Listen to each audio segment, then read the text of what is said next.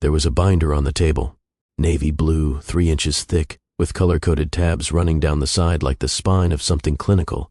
Inside it, organized by section and subsection, was the complete material record of an 11-year marriage, property deeds, bank statements, brokerage summaries, appraisals, tax returns, school enrollment forms, medical records for a 7-year-old girl named Posey, and a custody proposal so detailed it included a color-coded calendar mapping every holiday through 2029.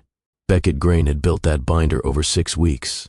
He had reviewed every page, flagged every discrepancy, and cross-referenced every asset against its acquisition date to establish a clean chain of ownership. He had done this with the same methodical intensity he brought to commercial real estate closings, because to Beckett, a divorce was a transaction. A complex one, loaded with emotion and history and the residue of shared years, but a transaction nonetheless. And transactions had outcomes, winners and losers, terms and concessions, final signatures and binding agreements. He came prepared to fight for everything. He never once considered what it meant that she let him take it. If you're new here, welcome to Marble Heart, where we tell stories that stay with you long after the screen goes dark. If these stories move you, take a moment to subscribe and turn on notifications so you never miss one. Now, let's begin. Claudette Fenn's office occupied the 32nd floor of a steel and glass tower on Lexington Avenue, and every surface in it was designed to communicate one thing: clarity without warmth. The windows ran floor to ceiling on 2 sides, letting in a wide flat light that made the room feel less like a workspace and more like an operating theater. The desk was polished walnut. The chairs were leather, firm enough to discourage settling in. There were no family photographs on the shelves, no personal artifacts of any kind, only case law volumes and 2 framed degrees from institutions that charged more for a semester than most people earned in a year. It was, Beckett thought, exactly the kind of room where a marriage should be taken apart. Clean, professional, free of sentiment. Claudette sat across from him with her reading glasses balanced on the tip of her nose, flipping through the binder he'd prepared. She moved through it the way a general reviews a terrain map, quickly, but with an eye for elevation and exposure. "You've been thorough," she said, not as a compliment, but as a professional acknowledgement, the way one surgeon might remark on another's incision. "I've had time," Beckett said. That was true. He had spent the last several weeks preparing for this meeting with a focus that his colleagues at the development firm would have recognized immediately. Beckett Grain did not enter rooms without knowing every contingency. He did not begin negotiations without understanding what the other side valued, feared, and was willing to surrender. It was the discipline that had made him successful in commercial real estate, the ability to read a deal not for what it offered on the surface, but for what it concealed underneath. And it was the discipline he now carried, fully intact and without apology, into the dissolution of his marriage to Elowen Thibault. He wanted the brownstone in Park Slope, the 4-story pre-war limestone they had purchased 9 years ago and renovated over the course of 3.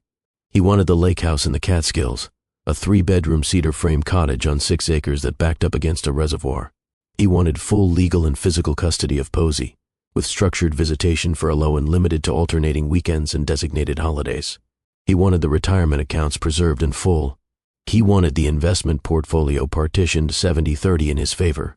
And he wanted the family business, a boutique development firm he had built from a single storefront renovation in Red Hook into a mid-market operation with 12 employees and an annual gross north of $4 million, entirely under his name.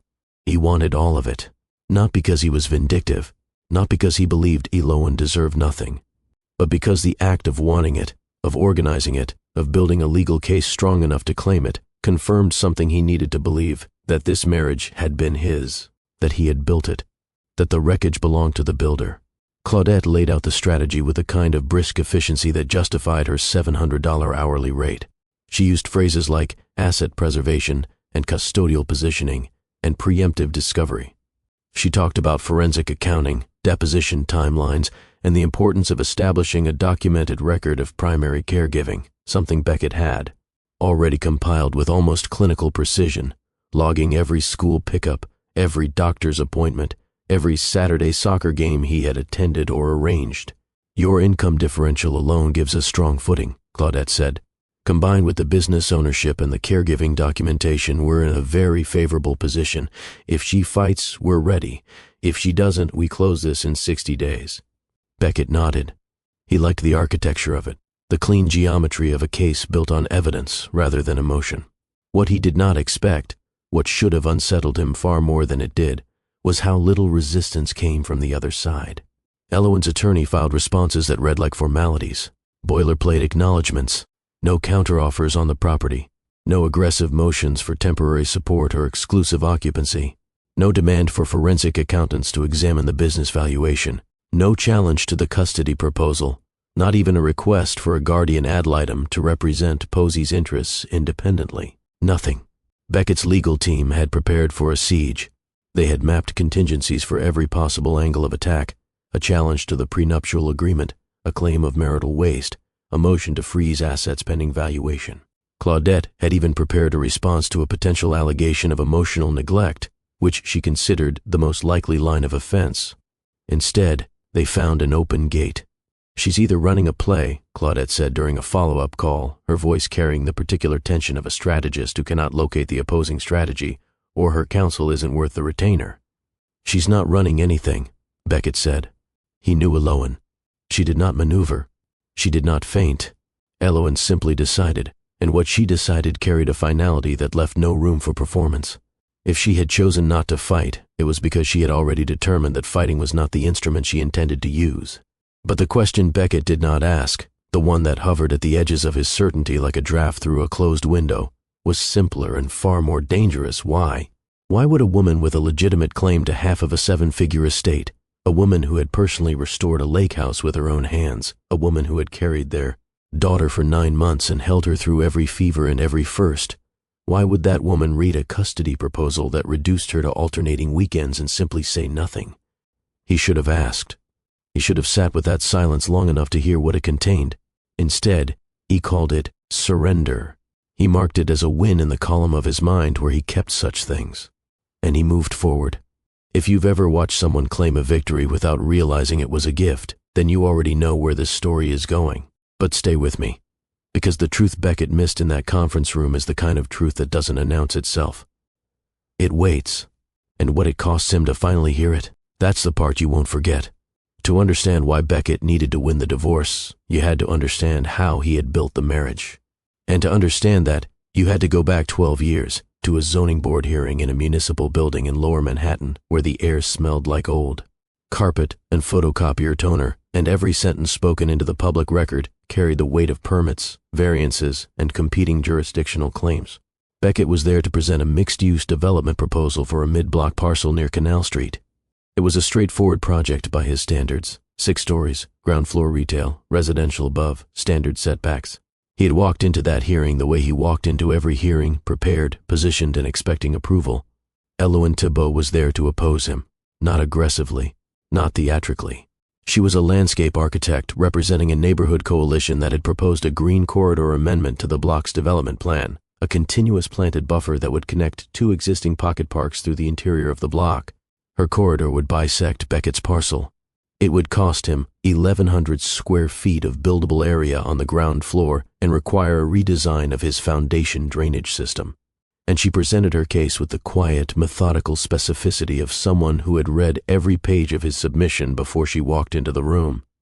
She challenged his stormwater calculations first. She pointed out that his drainage plan assumed a permeable subbase, but the soil report filed with the city, his own soil report, indicated a clay-dominant profile below 18 inches that would reject infiltration at the volumes he'd projected. She said it without accusation, without performance. She said it the way a surgeon might note a misplaced suture, not to humiliate, but because precision mattered more than comfort. Beckett had never been corrected in public with that level of care. Most opposition at zoning hearings came in one of 2 forms: emotional residents who spoke about character and sunlight and the neighborhood they remembered from childhood, or rival developers who sent attorneys to stall with procedural objections. Elowen was neither. She was someone who had done the homework and arrived without anger, armed only with accuracy. He revised the drainage plan within the week. She noticed. She sent a short, professional email acknowledging the revision and suggesting a minor adjustment to the grading near the corridor's eastern edge. He made the adjustment. She sent a second email, shorter this time and slightly warmer. They had coffee the following Tuesday at a place near City Hall, a narrow shop with marble counters and no seating, the kind of place where you stood with your cup and talked because there was nothing else to do. They talked about soil composition and load-bearing calculations and the politics of urban green space, and Beckett found himself doing something he almost never did in conversation, listening without planning his next sentence. Within a month, he understood something about Elowen that he had never encountered in anyone else. She paid attention. Not the performative kind, not the nodding and note-taking that filled his boardrooms, the attentive postures people adopted when they wanted to appear engaged without actually absorbing anything. Elowen's attention was structural. She noticed how things fit together, how a sentence landed, how a silence shifted the temperature of a room. She noticed the weight of what was said and the shape of what was withheld, and she treated both with the same careful respect. It was this quality that made Beckett fall in love with her, and it was this same quality, years later, after the wedding, after Posey, after the brownstone renovation and the lake house purchase and the slow accumulation of a life built on his blueprints, that made him afraid. Because Elowen's attention was not selective. She did not notice only the things that confirmed what she wanted to believe. She noticed the full architecture of a situation, including the parts that were failing. She noticed when Beckett's work calls began lasting past midnight, not occasionally, but routinely, 3 and 4 nights a week, his voice low and transactional in the downstairs office while she put Posey to bed alone. She noticed when he stopped asking about her projects, the public park restoration in Prospect Heights, the rooftop garden commission in Dumbo, and began treating her career as a secondary line item in the household's operating budget. She noticed when he started scheduling Posey's life without consulting her: soccer on Tuesdays, piano on Thursdays, Saturday art class at a studio in Cobble Hill that he'd selected from a list of 5 based on proximity to his office, not on Posey's preference.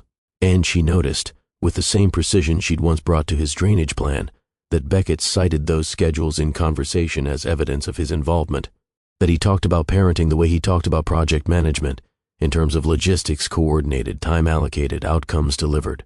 He was building a record, not consciously perhaps, but the structure was there, and Elowen could read structure the way most people read faces. She named it on a Thursday evening in October, standing in the kitchen of the brownstone while Posey colored at the marble island between them. Her voice was steady. There was no accusation in it, no heat. Just the calm architectural clarity that had once made him revise a drainage plan in 5 days. "You're managing us," she said. "You schedule our lives and then measure your value by how well the schedule holds, but you're not present in any of it, Beckett. You're just accounting for it." He responded the way he always responded, when an observation landed too close to something he didn't want to examine. He deflected. He mentioned the mortgage, $4,000 a month, the property taxes, the tuition at Posey's school, $26,000 a year for a second grader, because he wanted her in the best program in the district.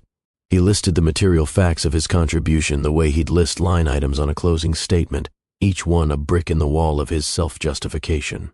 Elowen watched him build that wall, and when he finished, she gave him a look he would replay in his memory 100 times in the years that followed. Not anger, not sadness, not even disappointment. Something quieter, something finished. The expression of someone who had been reading a book for a very long time and had just turned the final page. She didn't argue. She didn't raise her voice. She didn't issue an ultimatum or schedule a couples therapy appointment or cry in the bathroom after Posey went to sleep. She simply stopped participating in the fiction that his logistics were the same as his love. She stopped pretending that the schedule was the same as the family. And Beckett, who had never learned the difference between managing a life and being present inside one, interpreted her withdrawal as confirmation that he had been right all along. That was the fracture, not a single dramatic event, not an affair or a betrayal, or a door slammed hard enough to shake the frame. Just a quiet structural failure, the kind that doesn't make a sound until the whole thing shifts. The mediation was held on a Wednesday morning in a conference room on the 14th floor of a building in Midtown that existed, as far as Beckett could tell, for the sole purpose of hosting exactly this kind of meeting. The walls were beige. The carpet was beige. The table was a long oval of laminated wood, the color of weak tea, and the chairs were upholstered in a fabric that seemed engineered to absorb emotion without retaining any trace of it. The overhead lighting was flat and even, the kind designed to eliminate shadows so that nothing in the room could hide, and nothing could feel particularly real either. It was, in its own way, the perfect environment for the legal dissolution of a family. A room with no memory. A room where 11 years could be compressed into numbered paragraphs, initialed at the margins and filed before lunch. Beckett arrived at 9:15 with Claudette Fenn and a junior associate named Priya. who carried two bankers' boxes of financial documents, stacked one on top of the other, and set them on the table with the careful gravity of someone delivering evidence to a courtroom. The boxes contained everything: property appraisals, business valuations, tax returns going back 7 years, custody schedules, school enrollment records, medical documentation for Posey, and a detailed proposal for the division of every account, asset, and obligation the marriage had produced. Claudette arranged her materials with practiced efficiency, legal pad centered, pen aligned, reading glasses within reach. She had done this hundreds of times. For her, this room was not a place where lives came apart. It was a place where outcomes were negotiated, and she intended to negotiate the best possible outcome for her client. Elowen arrived at 9:25. She wore a navy blazer over a white blouse, her hair pulled back in a low knot, and she carried nothing. No binder, no folder, no legal pad. Her attorney, Orrin Fisk, walked beside her holding a single manila envelope and a pen. Fisk was a slight man in his early 60s with wire-rimmed glasses and a corduroy jacket that had seen better decades.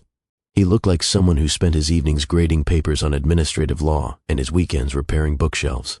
He did not look like a man who had ever raised his voice in a courtroom, and Beckett suspected he never had. They sat across the table. The mediator, a retired family court judge named Alden Caraway, opened the session with the standard preamble: the purpose of mediation, the non-binding nature of the discussion, the expectation of good faith on both sides.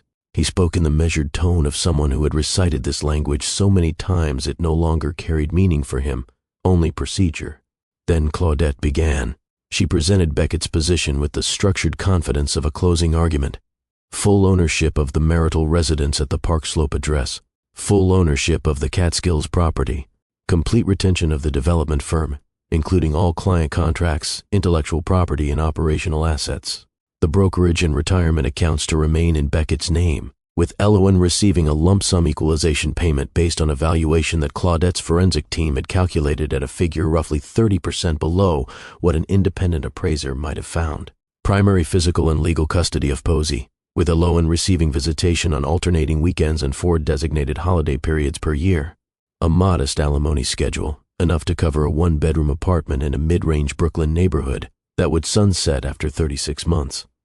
It was, by any objective measure, a lopsided offer. Claudette knew it. Caraway knew it. Even Priya, who had been practicing family law for less than 2 years, knew it. The offer was not designed to be fair. It was designed to establish a ceiling, a maximum position from which concessions could be strategically offered during the negotiation that was supposed to follow. Orrin Fisk received the documents. He reviewed them slowly, turning each page with the unhurried patience of a man reading a novel on a Sunday afternoon. He made 2 small annotations in the margins, one on the alimony schedule, one on a clause related to Posey's medical decision-making authority, and then leaned toward Elowen and whispered something that no one else in the room could hear. Elowen nodded. She placed both hands flat on the table, a gesture so deliberate it drew every eye in the room, and looked across the laminated wood, past Claudette, past Priya and the banker's boxes, directly at Beckett. "That's fine," she said. The room went still. Not quiet. Still. The kind of stillness that follows a sound no one expected, where even the air seems to pause and recalibrate. "All of it?" Caraway asked, and the question carried the particular weight of a man who had mediated over 1,000 divorces and had never once heard a respondent accept a first offer without a single modification. "All of it," Elowen said. Her voice was even. Her eyes had not moved from Beckett's face.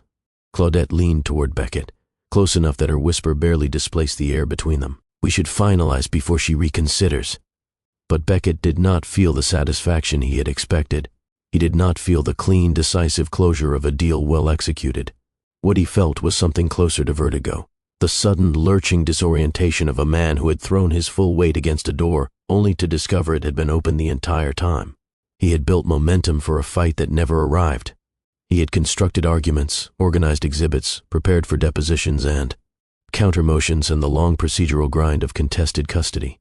And Elowen had looked at all of it, the boxes, the binders, the strategy, the months of preparation, and simply said 2 words: "That's fine." He signed the settlement agreement that afternoon at 4:12, in the same beige room, at the same laminated table. Claudette witnessed. Priya notarized. Orrin Fisk signed on Elowen's behalf because Elowen had already left the building. She had walked out 40 minutes after her arrival, her hands empty, her posture straight, and had not looked back. The decree was finalized 6 weeks later, and for the first time in 11 years, Beckett Grain had exactly what he wanted. Every single thing. Now, a woman walks away from a house she restored with her own hands, a lake property she rebuilt board by board, and full custody of her 7-year-old daughter. She doesn't argue. She doesn't negotiate. She doesn't even stay in the room long enough to watch her husband sign the papers. Why? If you think you know the answer, stay with me, because the reason she gave everything up is the one thing Beckett never thought to look for. Like and subscribe if this story has your attention, because what comes next changes everything. The weeks after the divorce carried a strange, muffled quality, like the silence that settles over a house after the last guest has left a party no one wanted to attend. The noise was gone. The tension was gone. The attorneys and their schedules and their carefully worded emails were gone. And what remained was just the space itself, vast and quiet and full of things that belonged to Beckett on paper but answered to someone else entirely. He moved through the brownstone with the slow, deliberate awareness of a man touring a property he had just acquired at auction, opening cabinets, checking closets, running his hand along surfaces he had passed 1,000 times without touching.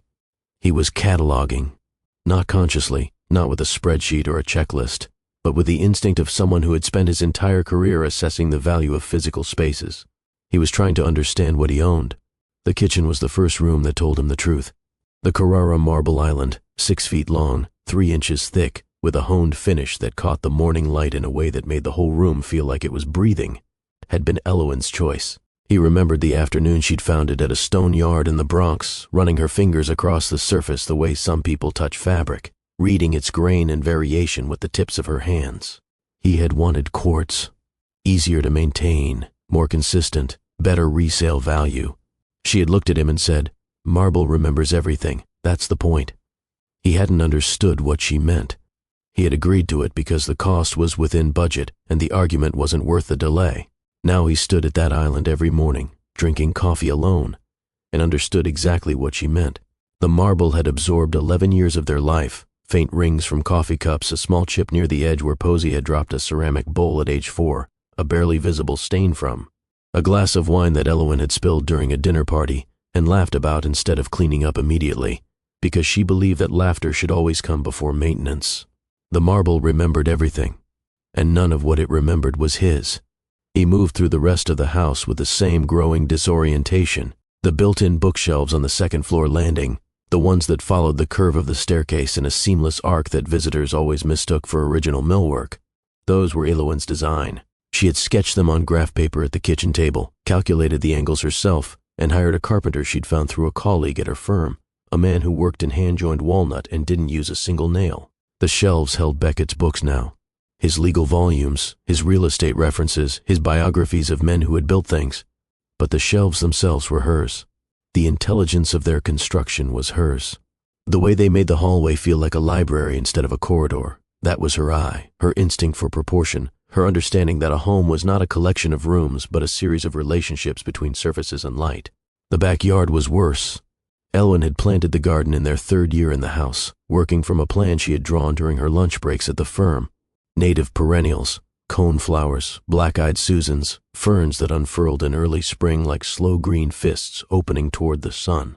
She had built a narrow flagstone path from the kitchen door to a small wooden bench she'd found at a salvage yard in Red Hook, and along that path she had planted a young dogwood that she had carried home from a nursery upstate in the back of her hatchback.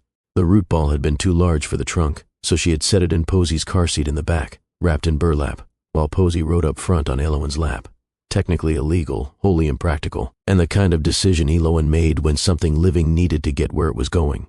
That dogwood was 12 feet tall now. It bloomed white in April.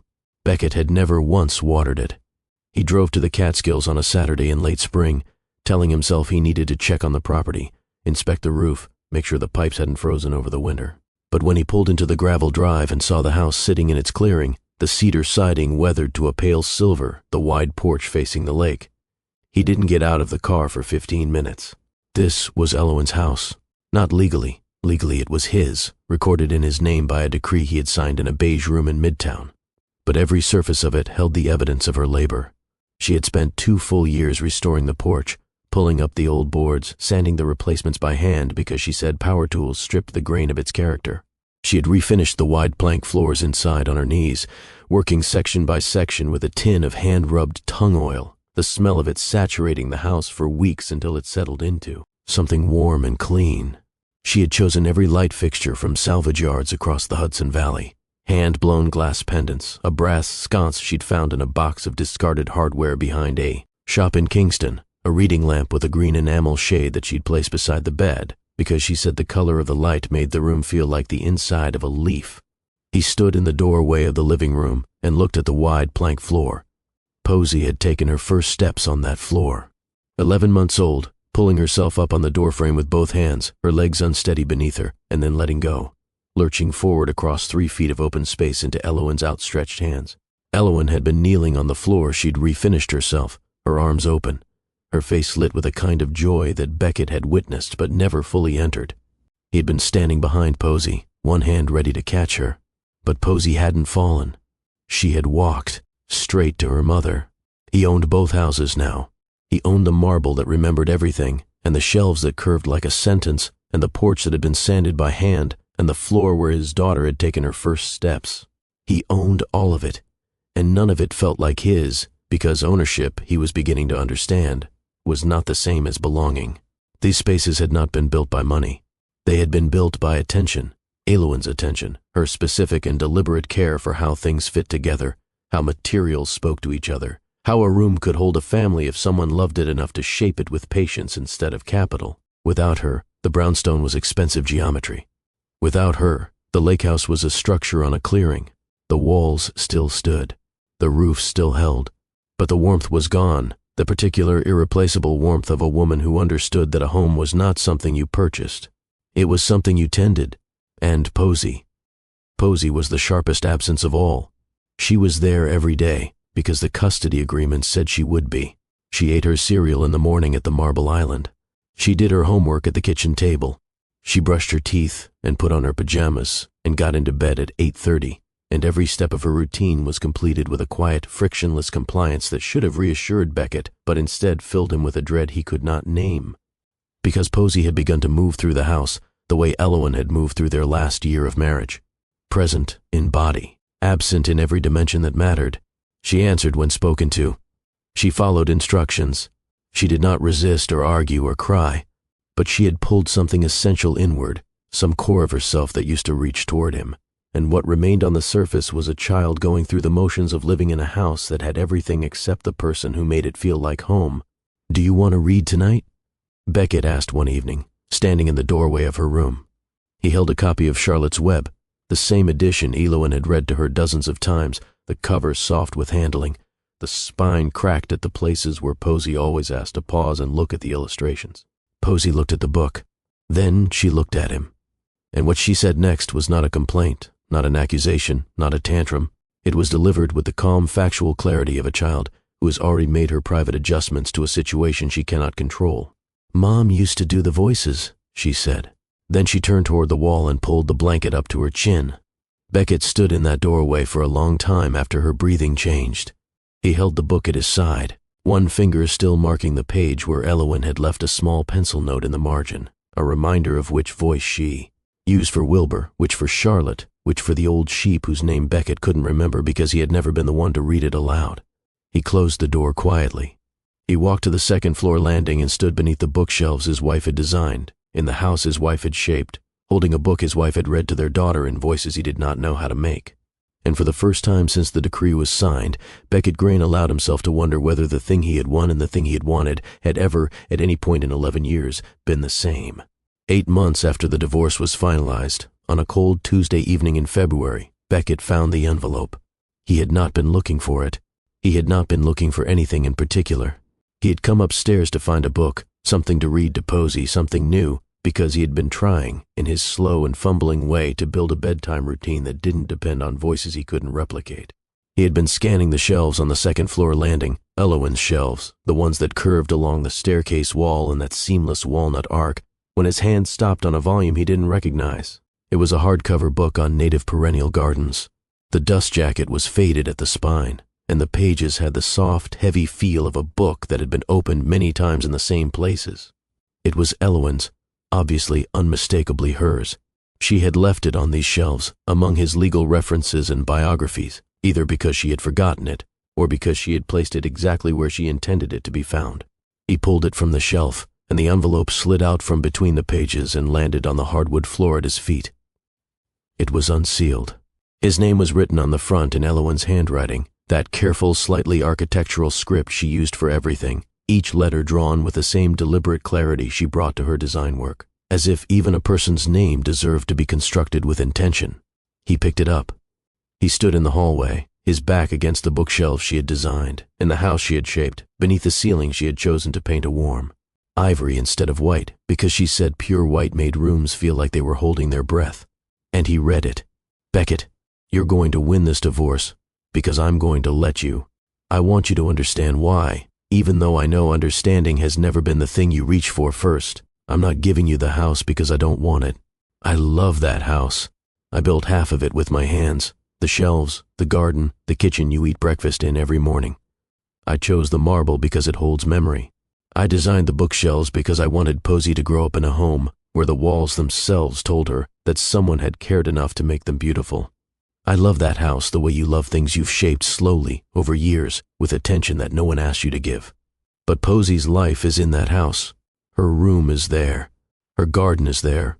Her morning light comes through the east window at 7:15, and she has known that light since she was an infant. I will not make our daughter lose her home on top of everything else she is about to lose. So the house is yours, not because you built it, because she lives in it. I'm not giving you the lake house because it doesn't matter to me. It matters more to me than almost anything we shared. I sanded that porch by hand. I refinished those floors on my knees. I carried our daughter's first steps in my memory of that living room, and every time I walk through that door I can still see her face when she let go of the frame and came toward me. That house is the most honest thing I've ever made. But if I fight you for it, you will fight back. You will litigate. You will depose. You will hire experts and file motions and turn that house into a contested asset on a balance sheet, and the only person who pays the real cost of that kind of war is the one who can't leave the room. That's Posey. She is 7 years old, and she cannot leave the room. So the lake house is yours, not because you earned it, because the cost of fighting you is her. And I'm giving you custody. Full custody, physical and legal. Because I know you, Beckett. I know you the way I know load-bearing walls and drainage grades and the weight a foundation can hold before it shifts. You will not stop until you get what you've decided you deserve. You will litigate for 2 years.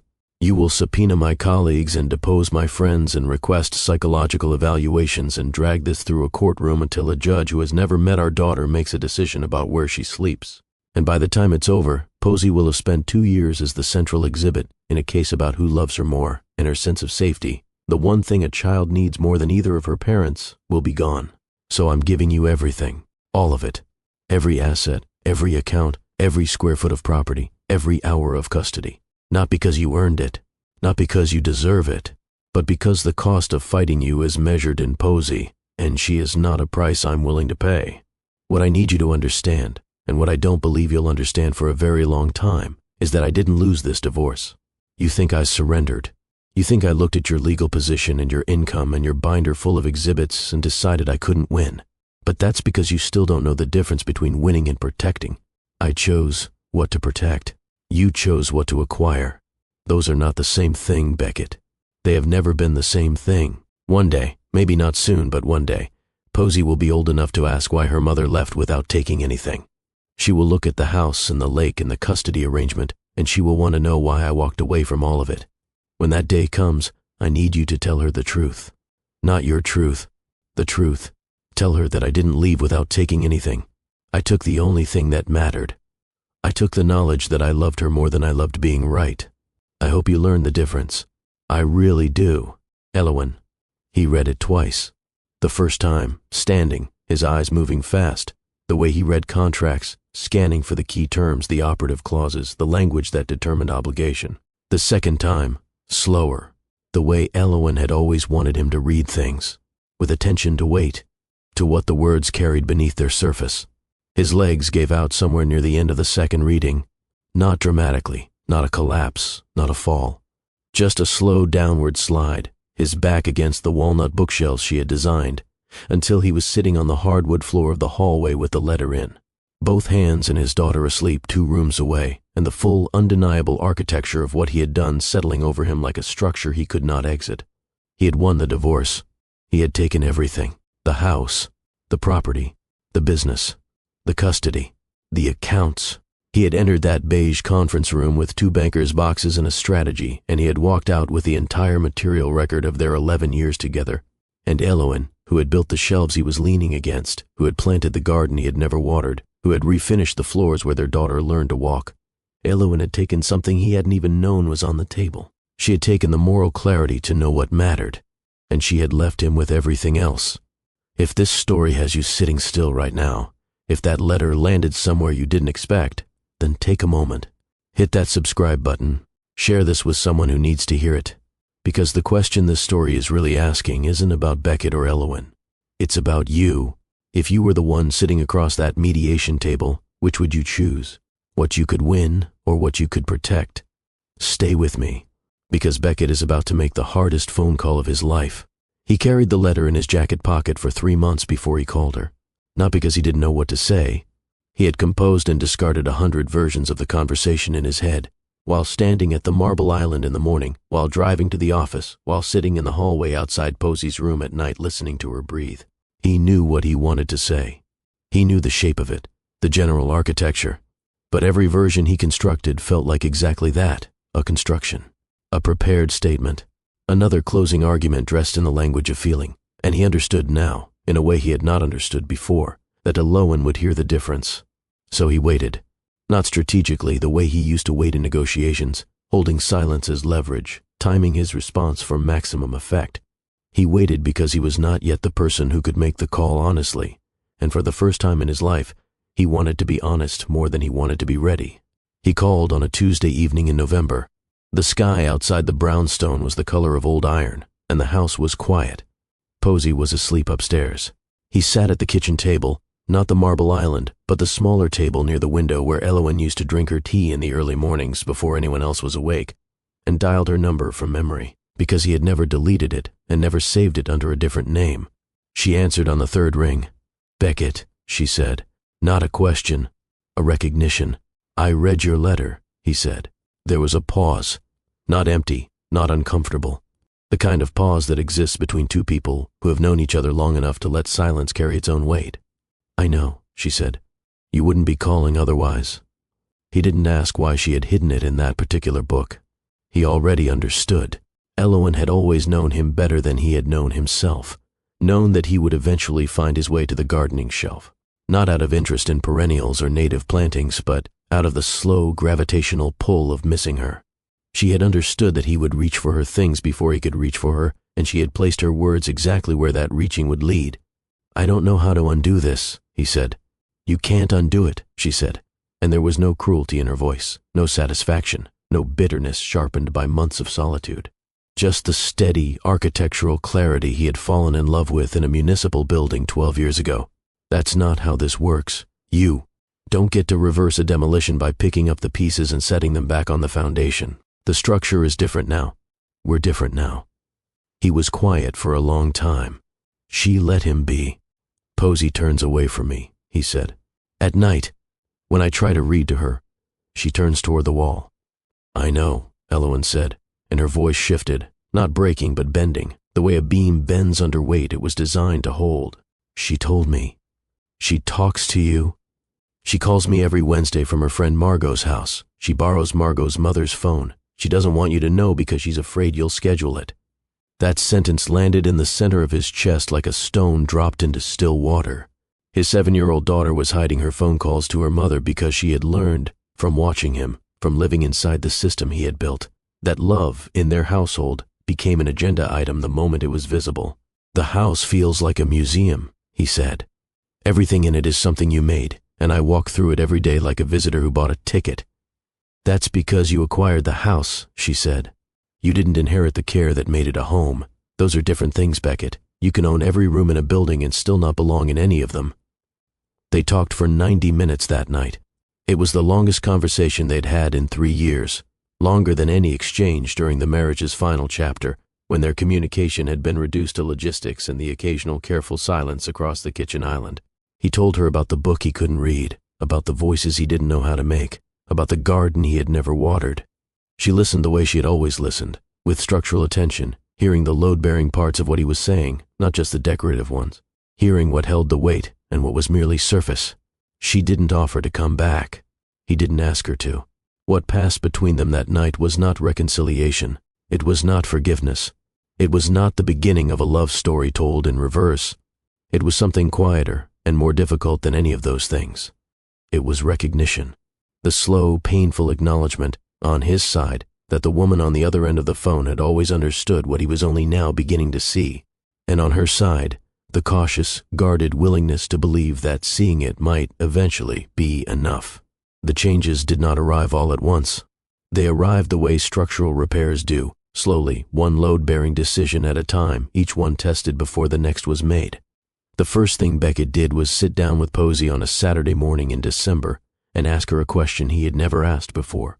Not where she wanted to go, not what activity she wanted to be scheduled for, not which enrichment program had the best reviews.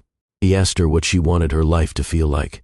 She was 8 by then, old enough to understand the question, young enough to answer it without filtering her honesty through the politics of adult expectation. She sat at the Marble Island with a glass of orange juice and thought about it for a long time.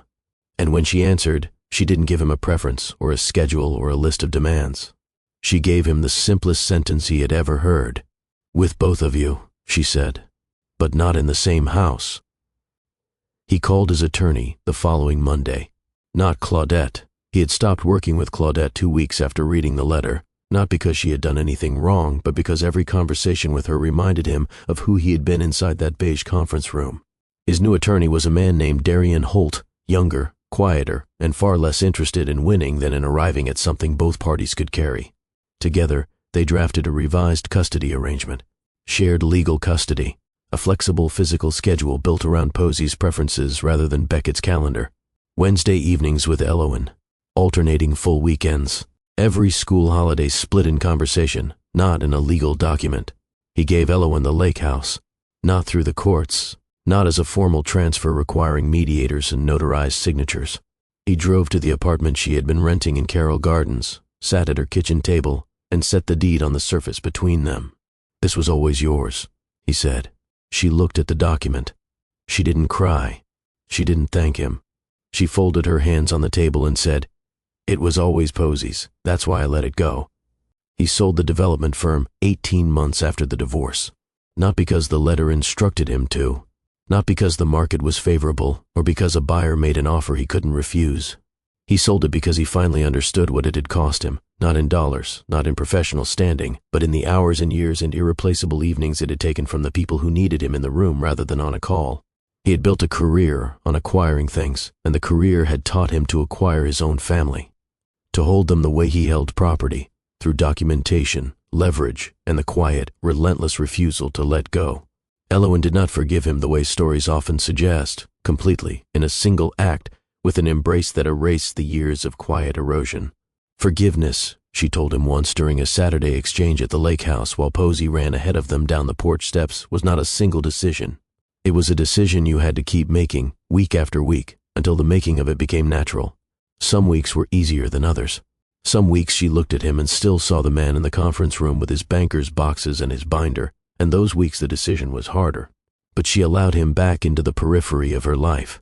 They co-parented with a new and careful honesty, the kind that only becomes possible when both people have stopped performing. Beckett learned to sit with Posey in silence without reaching for his phone.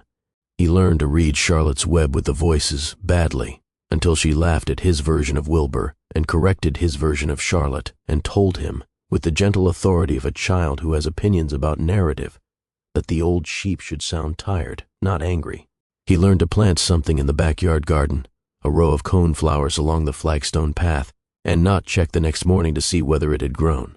He learned, slowly and imperfectly, and with more difficulty than he would ever admit, to be in a room without needing to own it.